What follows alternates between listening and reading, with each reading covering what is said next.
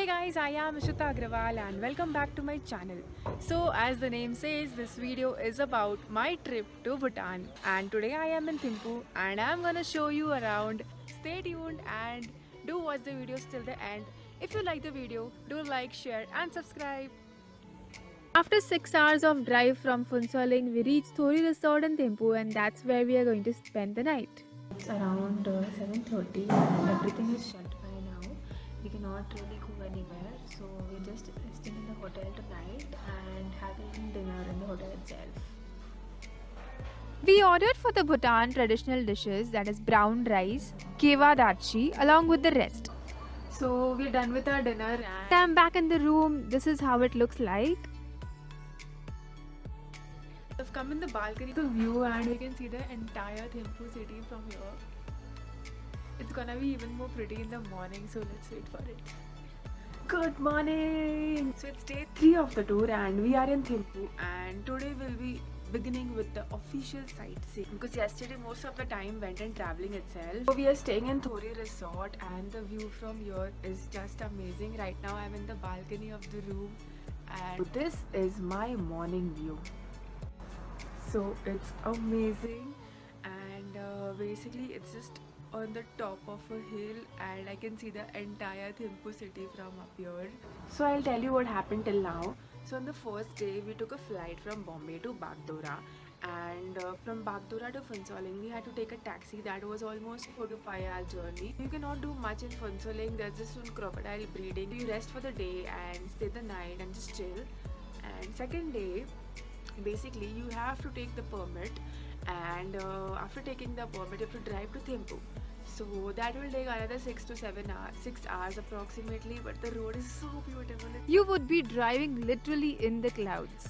Yeah, we reached around 7 o'clock to Thimphu and then we checked in our hotel. Since our hotel is at a higher altitude, we couldn't roam around in the market. That's what we're gonna do today. We can also get a view of the Buddha Dordama statue from here, that is Bhutan Ki Pehchan. It's located on the top of the hill and it's so huge that it can be seen from anywhere in Thimphu. This gold-plated Buddha statue's construction started in 2004 and it completed recently in 2015. It's one of the largest Buddha statues in the world and can be seen from entire Thimphu. Whichever corner you go to, you can see the statue. There are 125,000 miniature Buddhas inside.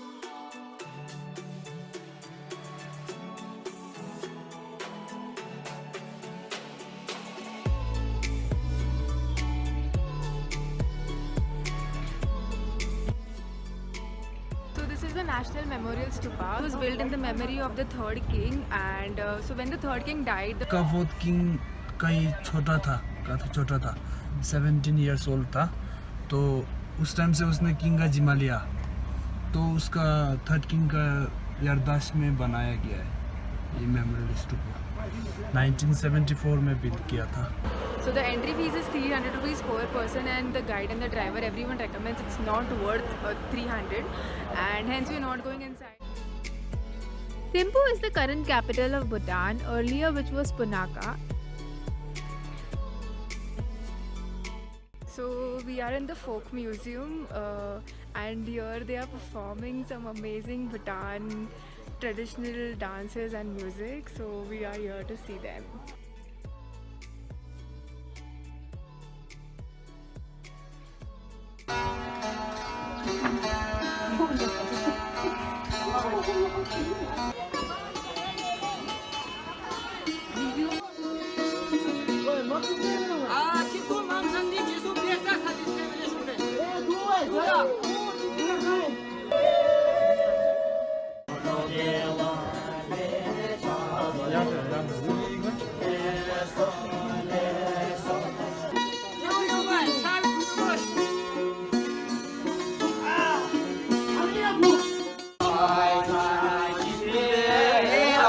Hello， 云云，快点从西藏来不丹吧，找一天。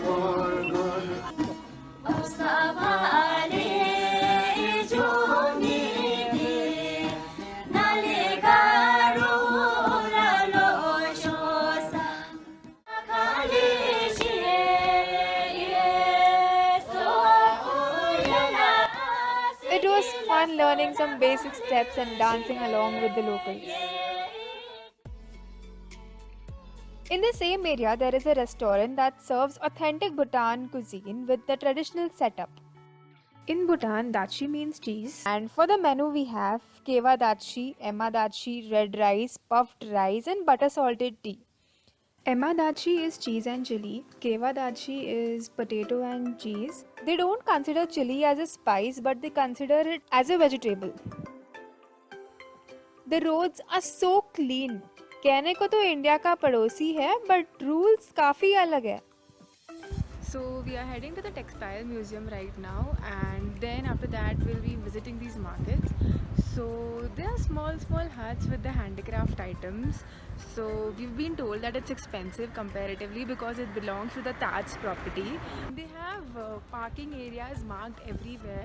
For example here, so you can't just park anywhere. You're allowed to park only in the specially marked zones. So you can see the white color erected flags behind me.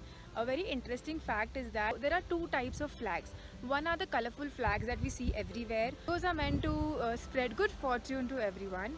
And these are the white flags. These are always found erected like this. So when a person dies in Bhutan, it's a ritual that they follow, that they put up 108 white color flags where the person has died. The flags have prayers written on them and are erected to scare off the demons. So these flags have to be put within 49 days of the person's death. But since a lot of wood is wasted, so the government has allowed less flags as well. So these kind of flags are even seen on the hilly areas over there and there. So many a times there are a lot of flags, and many a times there are just a few flags.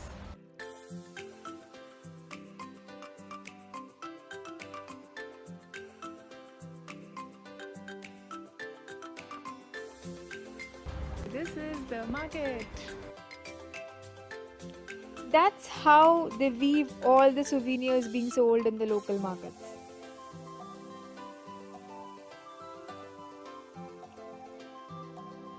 So they are selling wines in these bottles. It's like 50 rupees a bottle, and this is the rice that they're making wine from. Let's try to understand how the wine is made. इसको fermentation करके इसको बीज मिला के 1 महीना जैसा रखना पड़ता है. अच्छा. इसके बाद में इसमें डाल के अंदर छोटा सा पट होता है. छोटा सा पट ऊपर में पटा के अच्छा इसको ये पानी ठंडा पानी डाल के ये पानी गर्म हो जाता है ना, इसको जरा मिला के इसको हटा के और ठंडा पानी डाल दो. अच्छा, कितना बनता है ये वाइन? 3 घंटा लगता है. 3 घंटे में बन जाता है वाइन? 3 घंटा. अच्छा. So we were in the market and it has started raining, so we have to go back. This is the Bhutan flag.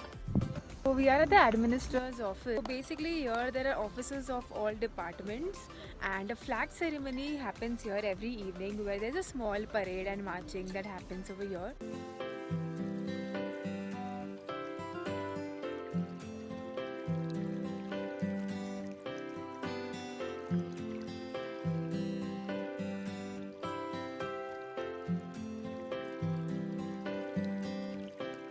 Thimphu is really a beautiful place. The people are so nice, the people are so welcoming, they are really calm. Like, there is not much noise over here, there's not much traffic because people follow the rules so strictly and so nicely, and they are in fact happy to follow the rules. And you'll find animals everywhere, you'll find all the people following the traditions and the culture. People in Bhutan follow the dress code really strictly. They enjoy wearing the Bhutan traditional dress. You can know when someone from the royal family is passing by, as the number plate of their personal car reads PHT and in red and yellow color. Wow! Thimphu is one of the 2 capital cities without a traffic signal. There is still a traffic policeman at a crossing managing the traffic. The locals also follow the rules and cross on a zebra crossing only. So I am in the main market right now, and on both sides of the roads there are small restaurants and souvenir shops and many hotels. So if you want to stay in the main market, you can definitely look around. On the first day of the Thimphu, we stayed on the hilly side, and then the second day we plan to stay on the market side, so that in the night we can just roam around. So we came across a very tiny eatery, but it served the typical Tibetan food, and so we tried experimenting. We took one lape and one was sting momos, but to be honest, I did not like the taste. We had to waste the food, which is sad, but we just couldn't eat it. It was so bland and just not our taste at all. But yeah, great experience. We stayed in Hotel Wangchuk. So this is the messy room tour. Most of the hotels in Bhutan have a wooden flooring, and we have the street view here. So in Bhutan, females are working almost everywhere in every field, like right from picking up the luggage, reception, cooking, handling the store, or even driving for that matter. Females are everywhere. A lot of respect is given to the women, I feel, and they are involved in a lot of work, lot of different departments. And it was good to see that, it was good to see that they're so encouraged. It's difficult to believe that, the women are picking up the luggage, carrying up to the second floor, and they're pretty comfortable with it. Basically, it's a daily job, and the men here are majorly involved in either driving or tourism or being an agent or being a tour operator, basically. So that's a different thing to see. So we are back from the market. We had a lot of food. We tried so many different varieties of food, but the shopping in Bhutan is way too expensive, especially in Thimphu. Like for example, they're selling brand copy Nike shoes for almost 3,000. I mean, that's unbelievable. And they have majorly things imported from either Bangkok or China or India for that matter. And maybe hence also it is damn expensive. But we had a nice time roaming around and exploring and enjoying the Bhutan culture. Thank you for watching this video. I hope you enjoyed the video and stay tuned to watch my journey to Punakha.